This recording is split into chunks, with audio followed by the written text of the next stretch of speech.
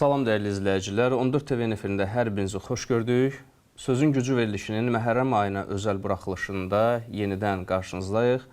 Bu günləri qloballaşan dünyada fərqli mədəniyyətlərin qarışdığı bir zamanda Kərbəla hadisəsinin yerini müzakirə edəcəyik.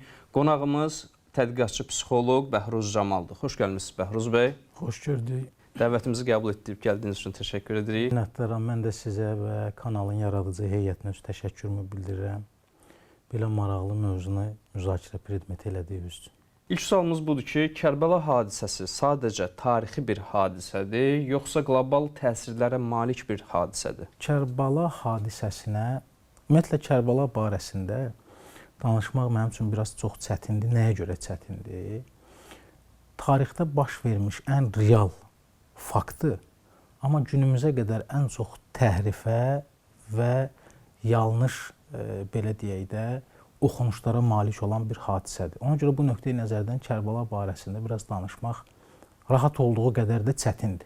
Artıq bildiyimiz kimi qloballaşma qaçılmaz bir faktdır. Bütün mədəniyyətlər, bütün dəyərlər demək olar ki, bir-birinə qarışıb, informasiya blokadaları götürülüb, sosial şəbəkələr vasitəsilə, internet resursları vasitəsilə dünya insanı artıq bir-birindən, bir-birinin mədəniyyətlərindən, düşüncə tərzindən, yaşayış tərzindən xəbərdar olur. Bunun mənfi tərəfləri ilə yanaşı, müsbət tərəfləri də çoxdur qloballaşmanın. Bu fonda düşünürəm ki, Aşuranı biz təkcə tarixi bir hadisə kimi yox, dediyim kimi Aşuraya dayanıb baxdığımız yer önəmlidir. Onun tarixi tərəfləri, onun dini tərəfləri, onun sosial-siyasi tərəflərini yaxşı biçimdə, yaxşı qəlibdə təqdim etmək olar. Və tarixə də nəzər salanda, məhz elə bu qloballaşmanın müsbət nəticələrindən biri budur ki, tarixin böyük şəxsiyyətləri, məsələn, Mahatma Gandhi kimi, bəzi İngiltərəli, Fransalı yazarlar kimi Aşuranı tədqiq eləyib, İmam Hüseyin barəsində, Kərbəlanı tədqiq eləyib, müsbət fikirlər səsləndiriblər. Yəni, düşüncə adamları, düşünürəm ki, Aşuradan müsbət nöqtələr, müsbət məqamlar çıxarda bilər. Mənim öz şəxsimə gəlincə isə, mənə görə Aşura sadəcə bir tarixi hadisə deyil. Bunun siyasi yükü olmaqla yanaşı, həm tarixdə baş vermiş bir hadisədir, həm də mənə görə Aşura və Kərbala hadisəsi bir düşüncə dəyişimi, məna uğrunda mübarizədir. Bu nöqteyi nəzərdə, məsələn, Aşuranın siyasi yönümü, dediyim kimi, siyasətçi Aşuradan siyasi motivləri çıxardıb, onu sırf siyasi bir hərəkat kimi dəyərləndirəcək. Tarixçi ancaq bunun sosial tarixi tərəflərini qabardacaq. Bir ilahiyyatçı bunu sırf dini kontekstdə araşdıracaq. Mən bu nəzərlərin kompleks yanaşmasından tərəfdarıyam ki, biz Aşuradan lazımincə dəyərlənə, Kərbaladan lazımincə bəhrələnə bilək. Baxmayaraq ki, məsələnin siyasi motivləri də var. Necə ki, İmam Hüseyin Yezdə beyyət eləmədi, onun dövlətinin, belə deyək, hakimiyyətinin legitimliyini qəbul eləmədi, onun idarəçilik sistemini qəbul etmədi. Bu nöqteyi nəzərdən Aşurada bir siyasi faktor da var. Amma məsələ bundan dəyişilmir də. Çünki biz buna sırf siyasi inqilab və yaxud da siyasi bir hərəkat adı versək, tarixə də biz nəzər sarsaq, görürük ki, siyasi inqilablar, siyasi hərəkatlar sırf rejim və yaxud da sistem dəyişikliyinə yönəlir, əsaslı şəkildə inqilab və qələbəyə köklənmiş olur. Amma Kərbalada biz bunu müşahidə eləmirik.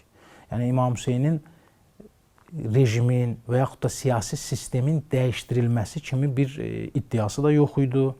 Məsələ idarəçilikdəki qüsur və nöqsanların aradan qaldırılması idi ki, elə İmam Hüseynin özünün kəlamı ki, mən nə fitnə fəsad salmaq üçün, nə də belə deyək də qarşılıqlıq yaratmaq üçün ayağa qalxıram. Mən babamın ümmətini islah etmək üçün ayağa qalxıram. Bu islah məsələsi çox önəmli məsələdir, geniş məsələdir. Niyə məhz islahın bu növü? Başqa növlər yox. Və düşünürəm ki, o yerə qədər artıq ritorika, danışıq bitmişdi. Yəni, sözün bitdiyi yer idi. Yəni, sən nə danışmalısan, nə deməlisən, hansı fərqli söz deməlisən ki, belə deyək də, ümmət ayılsın. Bunlar Peyğəmbəri görmüşdülər, Həzrət Əlini görmüşdülər, xəlifələr dönəmini görmüşdülər.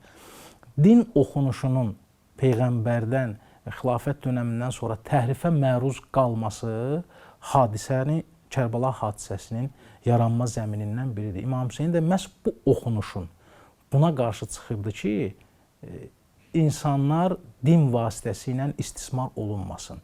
Hər bir zülmə, ədalətsizliyə din donu geyindirilməsin. Bu nöqteyi nəzərdən biz Kərbəlanı sırf siyasi bir hadisə kimi dəyərləndirməmiz məncə yanlış olardı.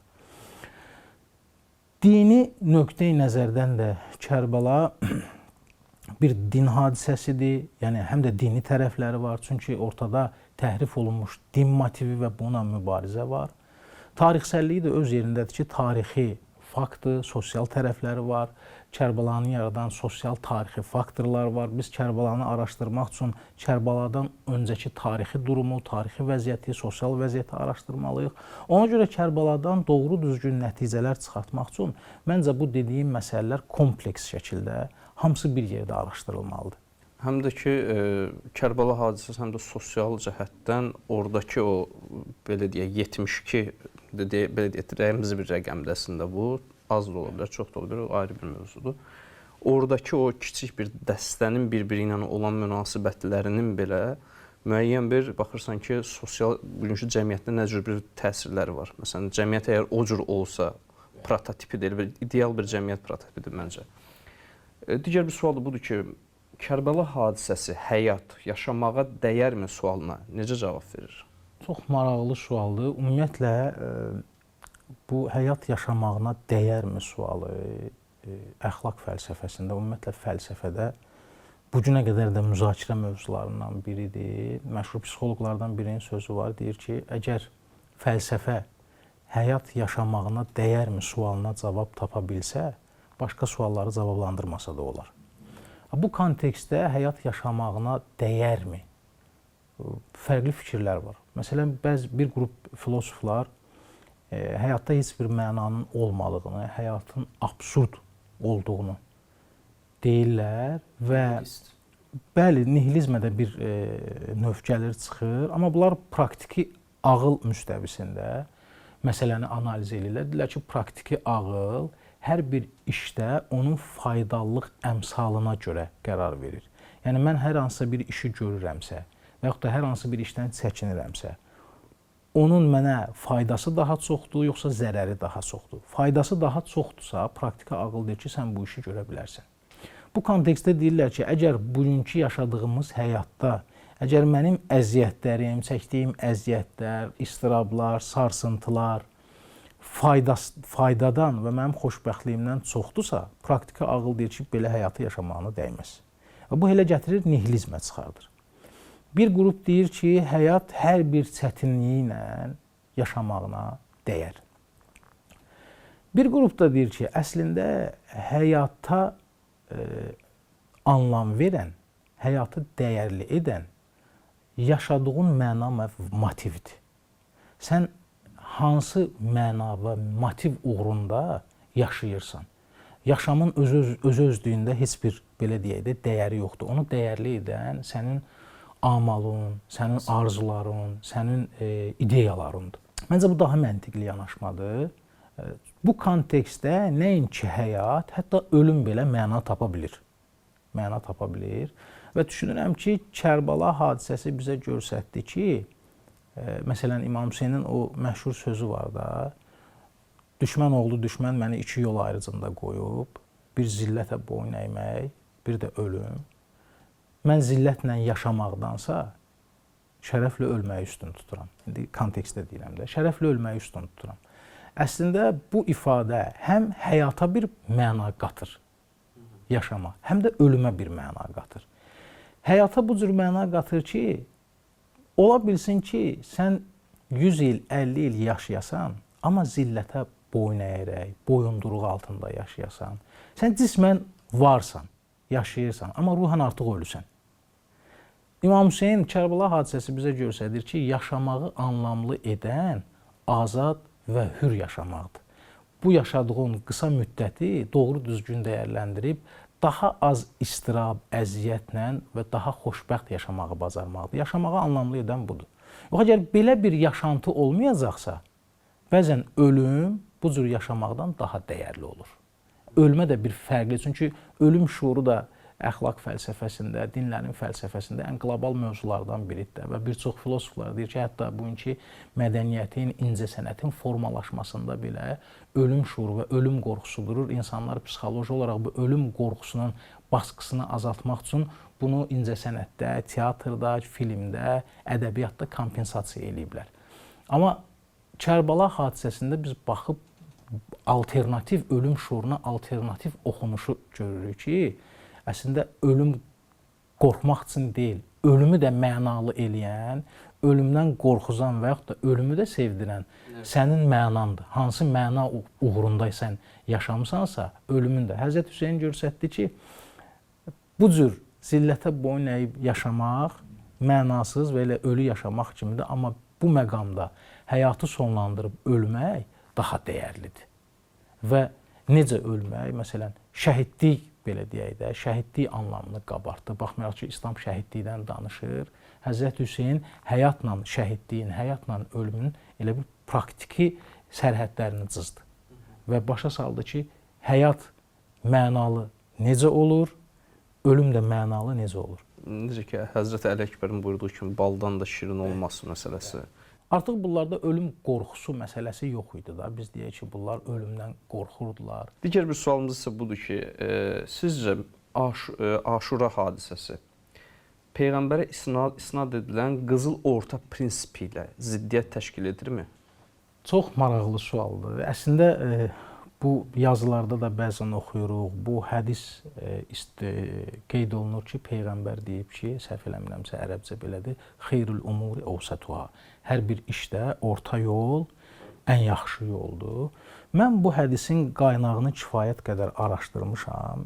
Peyğəmbərin belə bir söz dediyi, yəni hədis olaraq var, amma zəif və Peyğəmbərə isnadı çox zəifdir. Yəni Peyğəmbərin belə bir söz deməsi. Amma bu qızıl orta prinsipi Aristotelin əxlaq fəlsəfəsində, Aristotelin irəli sürdüyü nəzəriyyədir. Mükəmməl də nəzəriyyədir. Aristotel deyirdi ki, necə ki İslam da buna işarə edir, hər bir işdə ifrat və təfrit olmaz. Aristotel deyirdi ki, hər bir işin ifrat və təfrit həddi var. Əxlaqi rəftar və davranışlarda. Bunun ən mükəmməl və ideal balanslaşmış həddi, məsələn, bunun orta həddidir.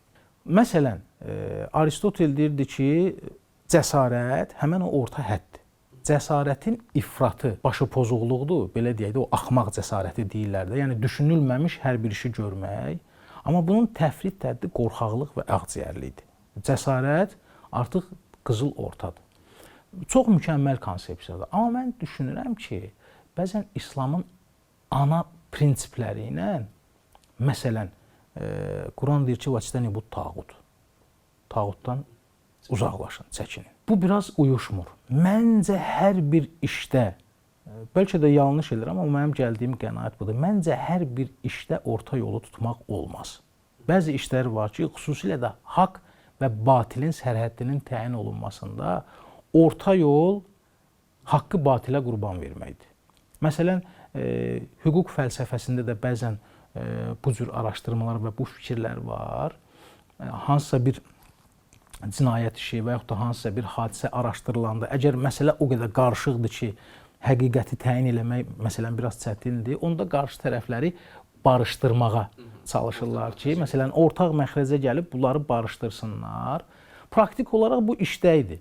Amma düşünürəm ki, haqq və həqiqət kontekstindən məsələyə yanaşanda bu iki tərəfdən o haqlı tərəfin haqqının aradan getməsi deməkdir. Məsələn, mən tutaq ki, hansısa bir cinayət eləmişəm, sizin hüdudlarınızı tapdalamışam, haqqınızı tapdalamışam və bizi gəlib barışdırırlar ki, sən də biraz, belə deyək də, iddiyovu azalt, sən də biraz keç, sən barışın, məsələ həll olsun. Amma burada təbii ki, barışıq baş verir, amma həqiqət öz yerini tapmır, axı ikimizdən birinin haqqı aradan gedir. Bu kontekstdə mən düşünürəm ki, Kərbala batilin üzərinə çəkilən bir şillədir. Yəni, batillə haqqın mübarizəsində orta yol deyə bir anlayış yoxdur. Birdən biri deyə bilər ki, bəs bu boyda ixtilaf düşdü, filan, ümmət parçalandı. Bu barədə də mənim yanaşmam biraz fərqlidir. Mən düşünürəm ki, məhz bu yerlərdə ixtilaf zəruridir. Əgər biz desək ki, ixtilaf, yəni qarışıqlıq, xaos nəzərdə tutmuram da, yəni məsələlərin dərindən analizi, fərqlilik, ixtilaf sözünün bir mənası da bir də müxtəliflik. Əgər biz İmam Hüseynin Kərbəla hadisəsində sırf bu kontekstdən yanaşıb, onu orta yol tutmadığına görə müttəhim eləsək, onda Quranda kifayət qədər ayələr var ki, məhz Allahın ixtilaf saldığı qeyd olunur. Ki, insanlar vahid ümmət olaraq yaşayırlar, biz bunlara peyğəmbərlər göndərdik, bunlar ixtilafa düşdülər. Deməli, haqla batilin məsələsində ixtilaf önəmli faktordur. Burada orta zəruridir, qaçılmazdır. Hətta Həzrəti Musa ilə qardaşı Harunun misalında da var da, Həzrəti Musa Tur dağına gedir, Samiri buzov düzəldir və başlayır buzova tapınmağa. Həzrəti Musa qayıdıb Harunun, hətta orada ifadə biraz kəşkindir də, saqqalından yapışır ki, sən niyə icazə verdin də, bunlar buzovpərəst olsunlar. Baxmayaraq ki, Həzrəti Harunun argumenti yaxşı argumentdir, amma keçərsiz argumentdir. Deyir ki, mən ümmətüvün arasında ixtilaf saldığımı mənə tənə vuracağıma görə mən onların buzovpərəstliyinə göz yumdum. Eybi yox, ixtilaf düşməsin.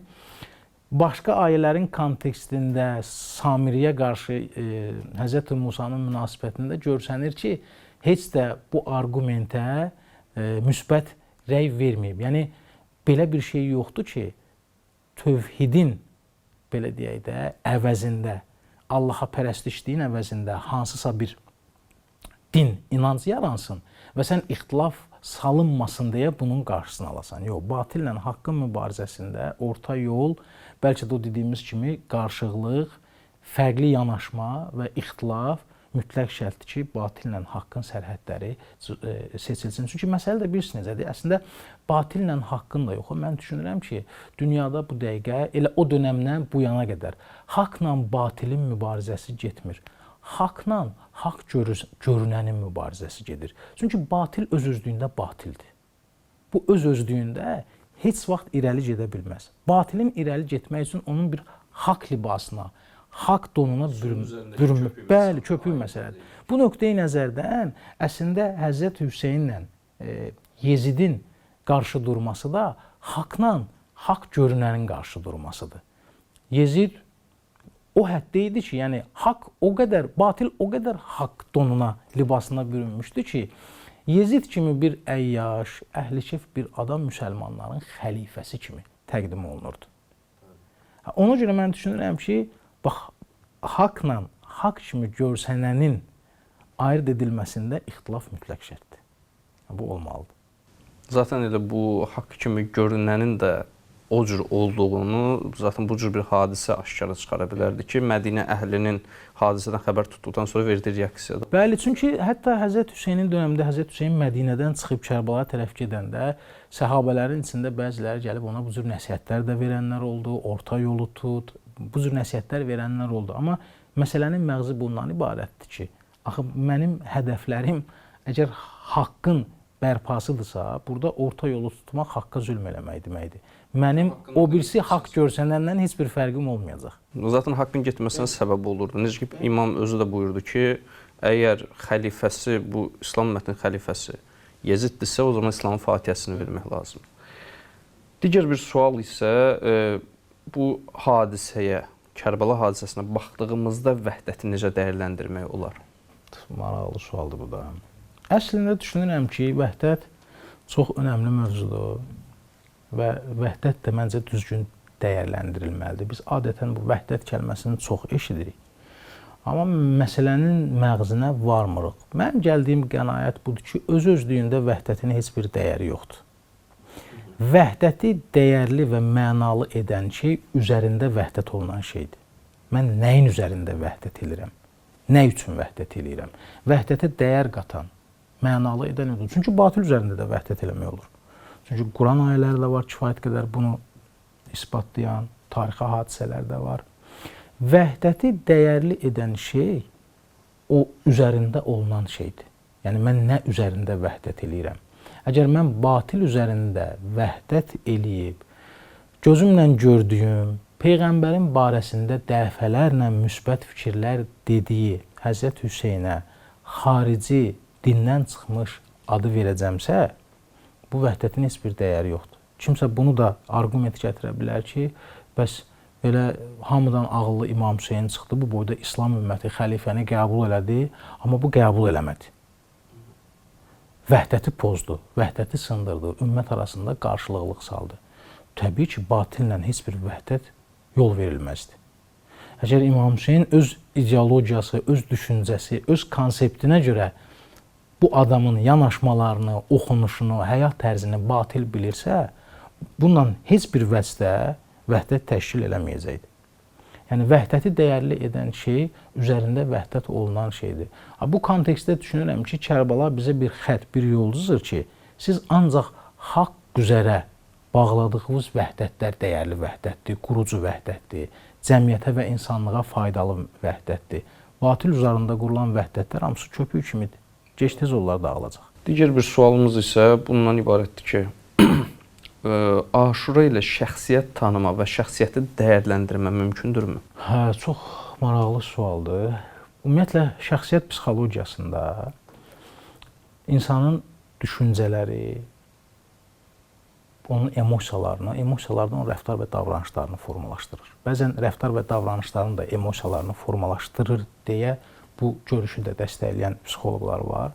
Amma ümumilikdə insanın bütün rəftar və davranışları onun xarakterindən, psixoloji tipindən, bu psixoloji tipin də formalaşması onun illərlə əldə elədiyi bilgilərdən, məlumatlardan, düşüncədən formalaşır. Həzrət Əlinin bir gözəl sözü var, səhabəsi Əbazərə nəsihətlərində deyir ki, ey Əbazər, sənin hər bir rəftar və davranışının arxasında fundamental bir bilgi bazası, yəni bir mərifət dayanır.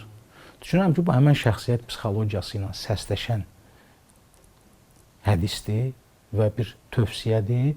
Kognitiv terapiya məhz elə bunu ilə, yəni kognitiv psixologiya xətti məhz bunu ilə məşğuldur. İnsanların rəftarının, davranışının, düşüncə və emosiyalarla əlaqəsinin. Düşünürəm ki, bu kontekstdə Kərbəla mənə görə iki insan tipinin, iki şəxsiyyət tipinin qarşı durmasıdır. Hüseyn şəxsiyyət tipi və Yezid şəxsiyyət tipi. Əgər doğrudan da rəftar və davranışları müsbət nəsnələr üzərində qurulubsa, mənəvi dəyərlər üzərində qurulan insan mütləqdir ki, Hüseyn şəxsiyyətində olacaq və onun əshabının, səhabələrinin şəxsiyyətində. Əks tərəf də bəllidir. Hansı formada idi, hansı bilgilər və düşüncə kontekstində bunun şəxsiyyəti formalaşmışdı. Məhz elə buna görə də İmam Hüseyn deyir ki, mənim kimilər sənin kimlərə beyət etməz.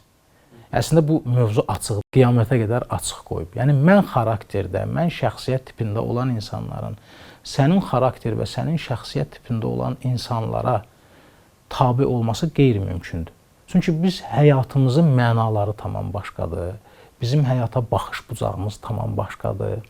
Bizim şəxsiyyət olaraq formalaşdıran səbəblər toplusu tamam başqadır. Ona görə bizim bir araya gəlməyimiz və yaxud da mənim sənə tabe olmağım qeyri-mümkündür. Bu nöqteyi nəzərdən kognitiv davranış terapiyası kontekstində biz Kərbəlanı araşdırsaq, hətta onların tək-tək fərdlərini həm Yezid qoşununda, həm Həzrət Hüseynin qoşununda bir çox müsbət məqamları və doğrudan da şəxsiyyət ayrımını edə bilərik. Təşəkkür edirəm Bəhruz bəy. Qısa bir reklam fasiləmiz var dəyərli izləyicilər. Daha sonra yenidən efirdə olacaq. Bizi izləmədə qalın.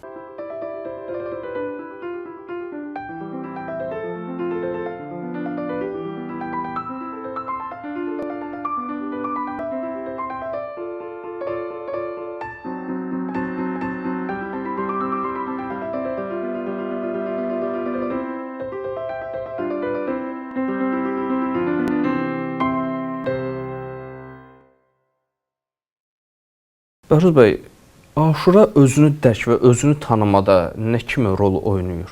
Düşünürəm ki, bu məsələ də çox mühüm məsələdir və Aşuradan da biz özünü dərk üçün müəyyən belə deyək də dərslər və yaxud da konsepsiyalar əxz eləmək olar.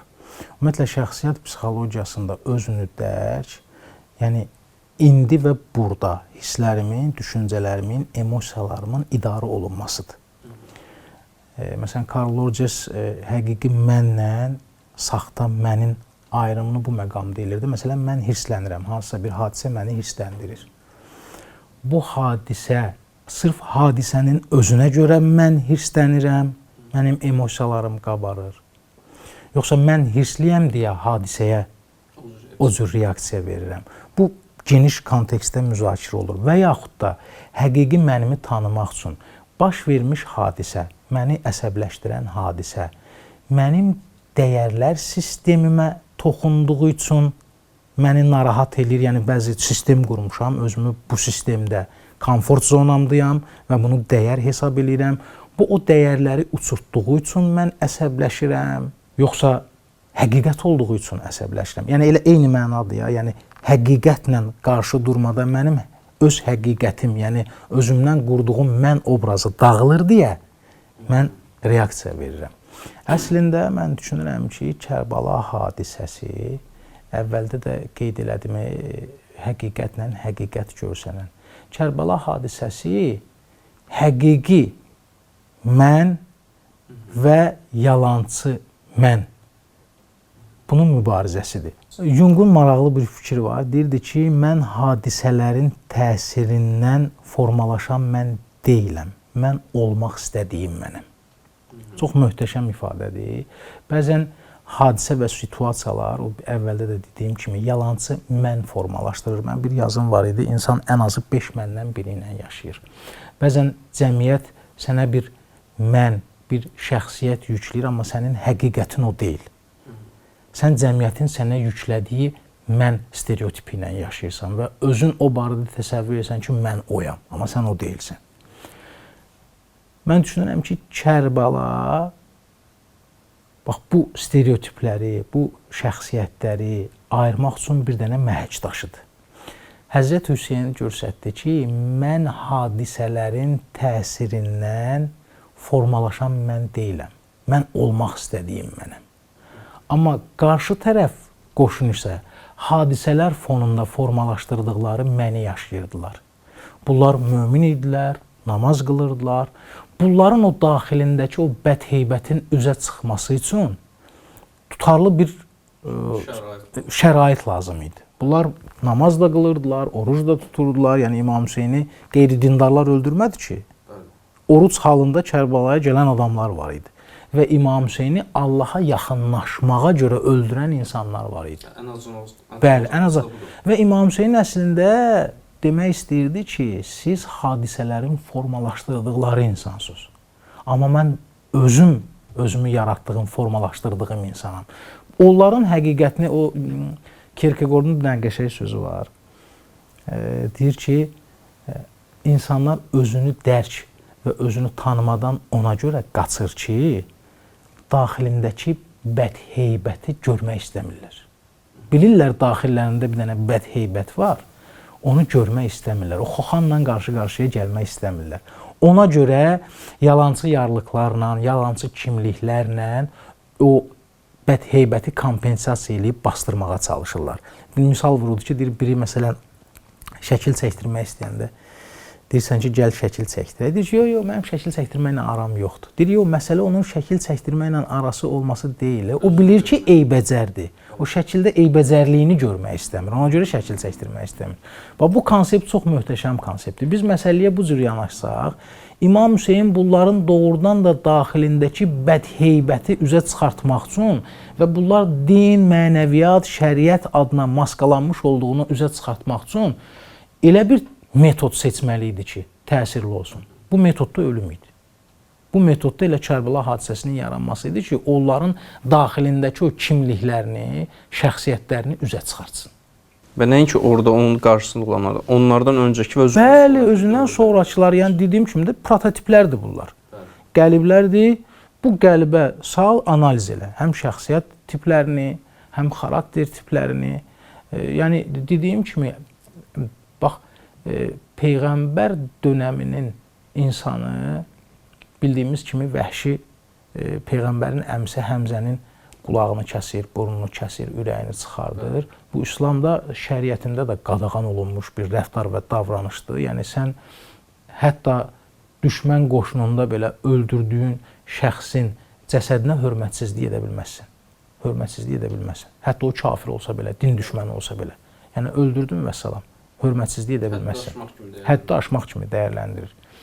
Təsəvvür edin ki, İmam Hüseynə xarici və dindən çıxmış deyən həmən oruc tutan, namaz qılan müsəlmanlar o hətta dedilər ki, şəriətin bu kodeksini də açmışdılar. İmam Hüseynin əlini kəsdilər, barmağını kəsdilər, qarət elədilər, üstündən atlarla çapdılar. Yəni bu əslində onların həqiqi kimliyini ortaya qoymaq üçün, yəni bundan möhtəşəm konsept ola bilməzdi. Bundan möhtəşəm islah metodu. Çünki əvvəldə dedim, artıq danışığın heç bir önəmi yoxdur. Adamlar Qədirxum kimi aşkar hadisəni təhrif edib bu vəziyyətə çatdırmış adamlardır. Bunlarla hansı ritorika, hansı sözlə danışasan? Ona görə elə bir metod seçilmişdi ki, bu metod qarşı tərəfin həqiqətini çapaqlığı ilə göz önünə qoydu.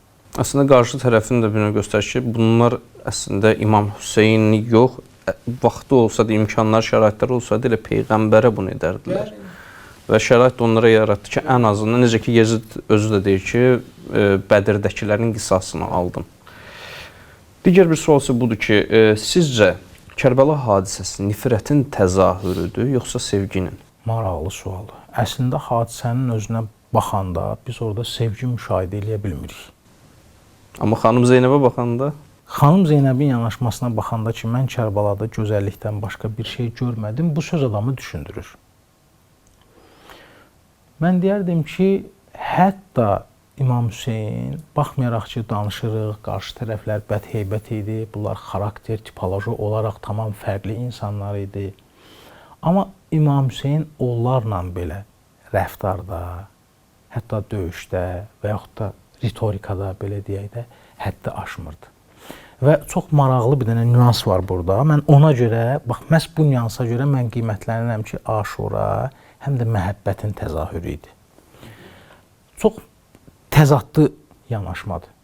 İmam Hüseyn, məsələn, Tasua gecəsi deyir ki, bunların işi mənəndir, kim getmək istəyirsə beyyəti üzərimdən götürürəm, gedin. Hətta şamlarda sönür. Bəli. Amma Aşura günündə onun məşhur bir ifadəsi var da, bir nəfər yoxdurmu mənə kömək eləsin? Bu çox təzadlı fikirdir. Kömək eləmək istəyənləri sən dünən göndərdin, məsələn. Amma bugün kömək istəyirsən. Bu fikir məni çox düşündürürdü. Mən düşündüm ki, Həzrət Əlinin bir gözəl sözü var. Onun hər sözü gözəldir, amma bu da o gözəl sözlərdən biridir. Bəli, yerində deyilmiş. Və Nəhcül Balağada çox möhtəşəm ifadədir bu. Tuğarbəlunna qarbələtən, siz xəlbirdən ələnən kimi ələnəcəksiniz.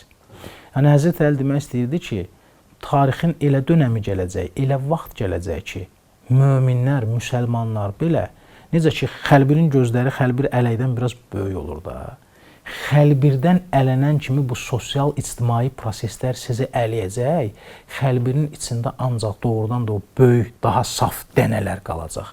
Bax, mənə görə Aşura həmən o xəlbir ələnmə prosesindən biri idi. Həzrət Hüseyn sanki o xəlbiri götürüb axşam başladı bunları ələməyə, o qalanların içində daha saflarını seçdi. Çünki sabah bunlara elə bir şey veriləcək ki, yəni elə bir ölüm bunlara veriləcək ki, şəhadət kimi də, buna ancaq layiq olanlar qalmalıdır. Səhərsi gün o düşmən qoşunun içində ki, fəryad edir ki, mənim bir köməyimə çatan yoxdur. Sanki onların içində də axtarır o xəlbirlə, onların içindən belə əliyib kimlərəsə nizat verib çıxartmaq istəyir oradan. Bu ancaq məhəbbətlə başa gələn bir şeydir. Ona görə o qəşəng bir deyim var. Deyir, əgər nifrət edirsənsə, deməli sənə qalib gəliblər. Biz Kərbəla hadisəsində Həzrət Hüseynin nifrətini görə bilmirik qarşı tərəfə. Yəni bütün Kərbəla hadisəsini tarixi kontekstdə araşdırılanda, o rəcəzləri, o falanları biz qarşı tərəfə onun nifrət, kin qusduğunu görə bilmirik. İmam Hüseynin ancaq onların rəftar və davranışlarına qarşı. Məsələn, o məşhur sözü var da, mən sizdən kiminsə namusuna sataşmışam, kiminsə haqqını yemişəm, mən sizə neynəmişəm ki, məni öldürmək istəyirsiniz? Təhqir eləmir onları. Hətta Siffin döyüşündə Həzrət Əlinin səhabələrindən biri Muaviyə qoşununu söyəndə Həzrət Əli buna etiraz eləyir. Deyir, sən onları niyə söyürsən? Şəxsiyyətlərini niyə alçaldırsan? Sən onların rəftar və davranışlarına, əməllərinə düşman ol, özlərinə yox. Biz bax bu konsepti, bu düşüncəni biz Aşurada görürük. Həzrət Hüseyn tək-tək fərdlərlə, şəxsiyyətlərlə işi yox idi. Onların əməlini üzə çıxartmaq istəyirdi və doğrudan da onların o gizlətdiyi şəxsiyyəti ki, dindar pərdəsi altında gizlətmişdilər, onu üzə çıxartmaq istəyirdi ki, bax sizin rəftar və davranışlarınızın qaynağı həmən formalaşdırdığınız şəxsiyyətlərdir. Siz onu din adı altında bir müddət gizlədə bilərsiniz. Amma münbit şərait yarananda o şəxsiyyətiniz üzə çıxacaq. Və bu nöqteyi nəzərdən mən düşünürəm ki, Aşura həm də məhəbbətin təzahürü idi. Həm Həzrət Hüseynin öz əshabına qarşı rəftarında bunu görürük, həm qarşı qoşundakılara qarşı rəftarında bunu görürük. Və xanım Zeynəbin ki, mən Kərbalada gözəllikdən başqa bir şey görmədim, bu da Kərbala, ölüm və həyata başqa bir məna, anlamın baxışıdır ki, yəni zahirdə qada kimi görsənən, əgər sənin həyatında bir mənan varsa, bu sənə gözəllik kimi görsənəcək. Doktor Franklin Məna axtarışında olan insan kitabı var. Çox möhtəşəm kitabdır, bestsellerdir. Doktor Franklin və bu kitab elə yerdə yazılıb ki, adam faşist katrqalarından, faşist düşərgələrindən, yoldaşı orada vəfat eləyir, valideynləri vəfat eləyir. Yəni ən yaxşı halda o oradan dəli olub çıxmalı idi. Amma adam orada analiz eləyir və deyir ki, əgər həyatının bir mənası varsa, sənin üçün dərd bəlada mənalı görsənir, gözəl görsənir və sən istəsən dərddən, ağrıdan, acdan da bir məna əxs eləyə bilərsən. İndi biz bunu burada müzakirə predmeti eləyib Doktor Franklin düşüncələrini sual altına da apara bilərik. Amma mən düşünürəm ki, bu biraz yanlış yanaşmalar. Nəyə görə? Adamın dedikləri təcrübədir. Yəni adam o ağrı acının, o dərdin, zillətin içindən Doktor Franklin olaraq çıxıb və insan məna axtarışında adında bir kitab ərsəyə gətirib ki, milyonlarla insana təsir qoyub. Bu kontekstdə biz Kərbalaya bu kontekstdən baxsaq, elə Həzrəti Zeynəbin mən Kərbalada gözəllikdən başqa bir şey görmədim, həmən mənaya söykənir. Səhv eləmirəmsə Nietzschenin fikridir. Deyir, əgər insanın yaşamaq üçün bir niyəsi varsa, o hər necəyə dözəcək. Çox maraqlı fikirdir. Yəni, Aşura qəhrəmanlarının niyəsi ali idi. Yaşamaq üçün və ölmək üçün də əvvəldə dediyim kimi niyələri qarşı tərəfdəkindən tamam fərqli idi. Ona görə onlara dərd-bəla da başqa məna vermişdilər dərd-bəlaya. Belə deyək, onlar əziyyətə də tamam başqa məna vermişdilər. O kontekstdə xanım Zeynəbin gördüyü gözəllik idi. Çünki Allaha bəndə olmaq istəyənlər dəyərlərinin uğrunda verə biləcəkləri ən möhtəşəm şeylərin verirdilər. Yəni ondan biri də candır. Təbii ki, bu mənada, bu kontekstdə bu gözəllikdir. Yəni burada sən qanqada görə bilmirsən. O bir oyunda statusda yazmışdım ki, insan həqiqət hesab etdiyi dəyərlər uğrunda nəyi bədəl verə bilər? Nəyi fəda edə bilər? Adam bu kontekstdə məsələyə yanaşanda həqiqət hesab etdiyim dəyərlərin uğrunda mən nələrimi verirəm? Və bəlkə də sənin o mənanı, o həqiqəti dəyərli edəndə sənin onun uğrunda verdiyin şeylərdir. Əgər mən bir həqiqətin uğrunda canımı verirəmsə, o dəyərlidir. Bu kontekstdə bəli, Kərbala məhəbbətin, eşqin təzahürüdür. Minnətdaram bir daha. Təşəkkür edirəm. Dəyərli izləyicilər, Sözün Gücü verilişinin növbəti buraxılışının sonuna gəldik. Yeni buraxılışlarımızda görüşmək ümidi ilə hələlik.